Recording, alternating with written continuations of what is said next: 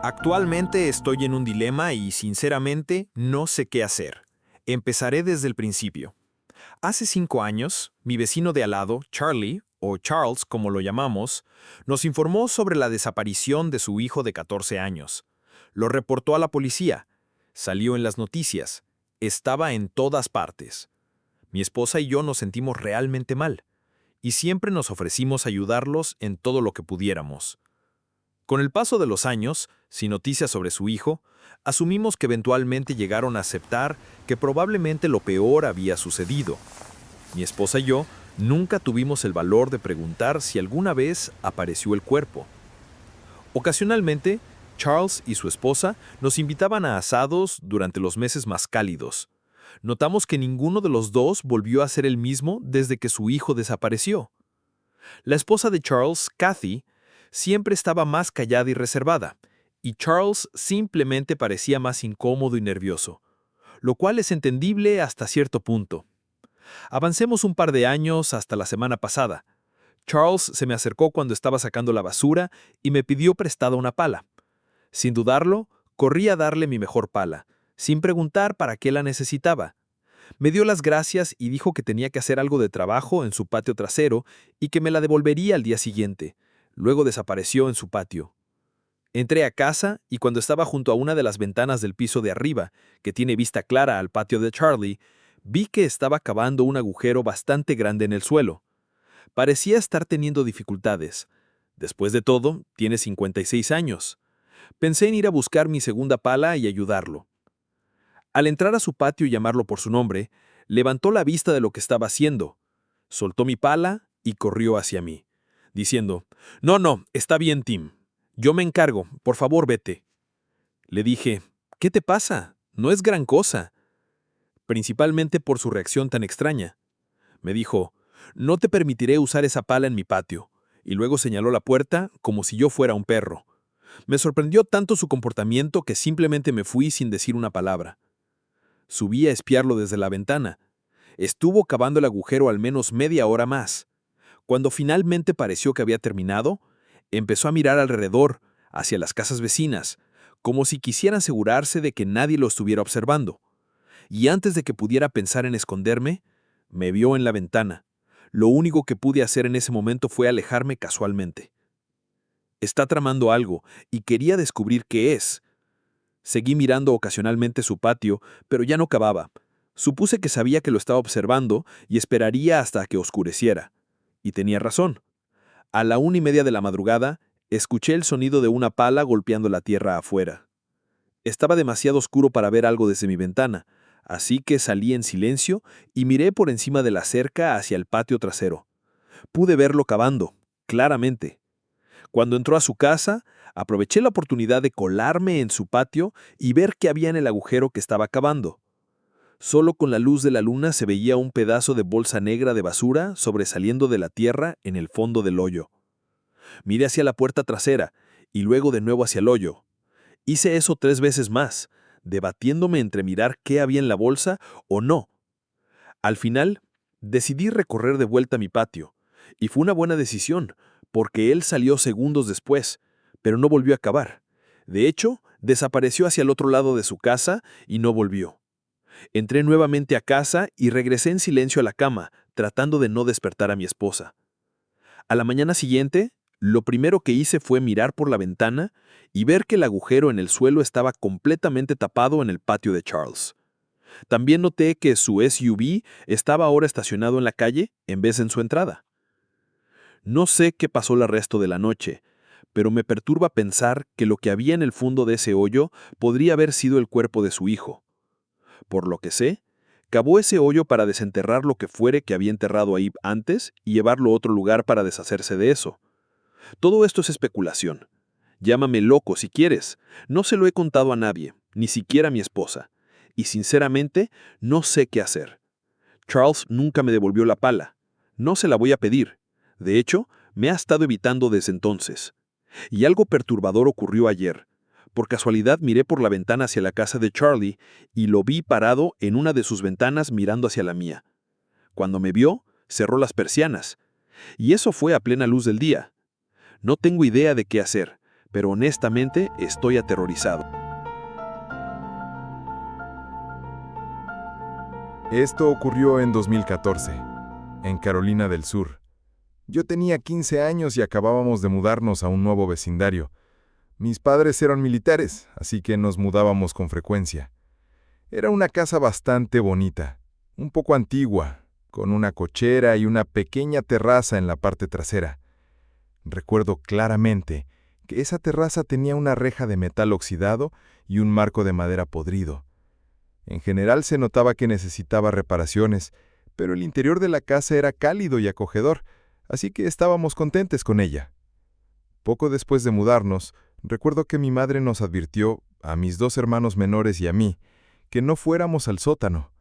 La razón que dio fue que las escaleras eran muy empinadas y los peldaños muy viejos, por lo que temía que uno de nosotros se cayera. La puerta del sótano siempre estaba cerrada.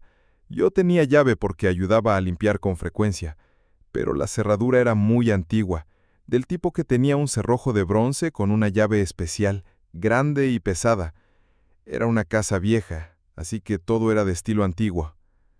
Unas semanas después de mudarnos, mis padres salieron a una fiesta en la base militar, así que nos dejaron con una niñera. Se llamaba Emily. Era simpática, aunque claramente no quería estar ahí. Apenas nuestros padres se fueron, se fue a ver televisión y no nos prestó atención en absoluto. Mis hermanos se fueron a dormir temprano, pero yo no tenía sueño. Así que fui a la sala de estar a ver una película.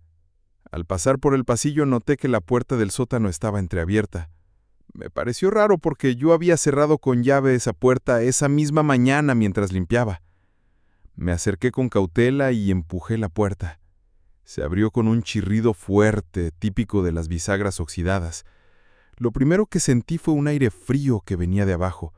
No viento, más bien una corriente helada, como si algo me advirtiera que no bajara. Pero mi curiosidad fue más fuerte. Tomé una linterna y bajé lentamente los escalones.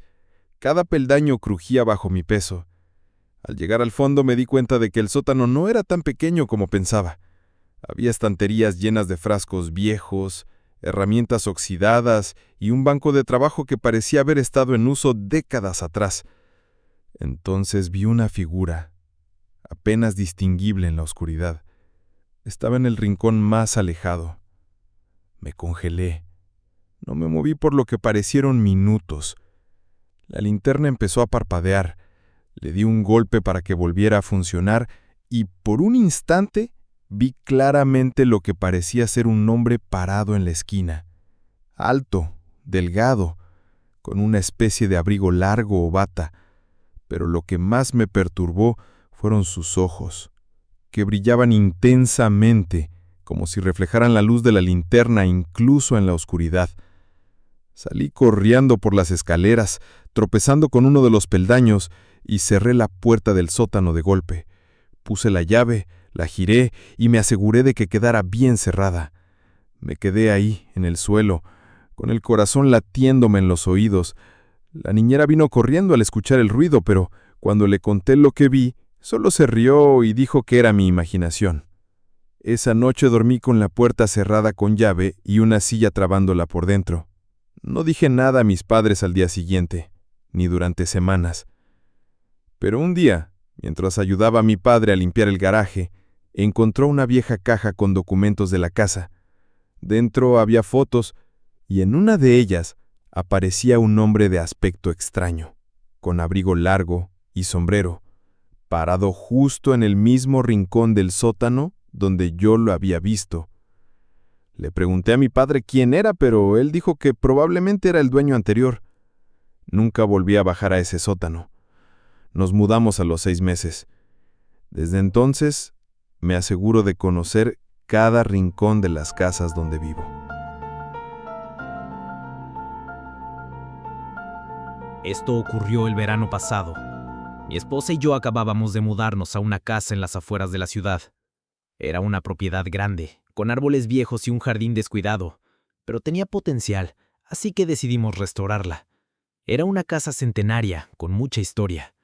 La primera semana fue agotadora. Entre limpiar, desempacar y comenzar algunas reparaciones menores, notamos de inmediato que había cosas extrañas.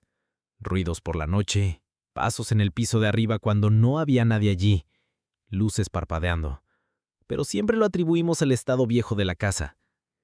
Sin embargo, una noche, mientras veíamos una película en la sala, escuchamos un golpe muy fuerte proveniente del ático. No un simple crujido, sino un golpe fuerte, como si algo pesado hubiera caído. Me levanté para revisar. La escalera al ático estaba en el pasillo del segundo piso. Tiré de la cuerda, bajé la escalerilla y subí con una linterna. El aire ahí arriba era espeso y polvoriento. Solo había cajas viejas, algunas telarañas y muebles cubiertos con sábanas. Pero al girar hacia la parte más profunda del ático, noté algo que me hizo detenerme en seco. Había una silla mecedora en la esquina, moviéndose lentamente hacia adelante y hacia atrás. Pensé que tal vez alguna corriente de aire la había hecho moverse, pero no había ventanas abiertas, ni siquiera había viento esa noche. Mientras la linterna iluminaba la silla, vi claramente una figura sentada en ella. Un hombre mayor, con el rostro pálido, casi translúcido. Estaba vestido con ropa de otra época. Me quedé paralizado. El hombre giró la cabeza lentamente y me miró. Sus ojos eran oscuros, sin brillo. Me sentí como si algo invisible me empujara hacia atrás. Casi me caigo por las escaleras al bajar. Cerré la escotilla de golpe y corrí escaleras abajo. Mi esposa me preguntó qué había pasado, y solo le dije que había sido una rata o algo así. No quería asustarla. Durante los días siguientes, cada noche, escuchábamos los pasos de alguien caminando en el ático. Y lo peor, la silla mecedora crujiendo, meciéndose sola. Una madrugada, ya no soportándolo, fui directamente al archivo municipal a buscar información sobre la casa. Descubrí que en 1921, un hombre llamado Henry Blackwell vivió ahí con su familia. Según los registros, murió en esa misma casa, aparentemente de un infarto, sentado en su silla favorita, en el ático. Volví a casa y le conté todo a mi esposa. Decidimos que era mejor bendecir la casa o hacer una limpieza espiritual. Llamamos a alguien especializado. Durante el ritual, la mujer que vino se quedó paralizada al entrar al ático. Dijo que el espíritu del hombre aún estaba allí, esperando a alguien. Nunca explicó qué quería decir con eso. Desde ese día, el ambiente se sintió más ligero. Los ruidos cesaron. La silla dejó de moverse. A veces me pregunto si lo que vimos fue real, pero cada vez que subo al ático, esa silla está en la misma esquina, perfectamente inmóvil. Y a veces, en noches muy silenciosas, juro que todavía escucho el suave crujir de madera, como si alguien se estuviera meciendo muy, muy lentamente.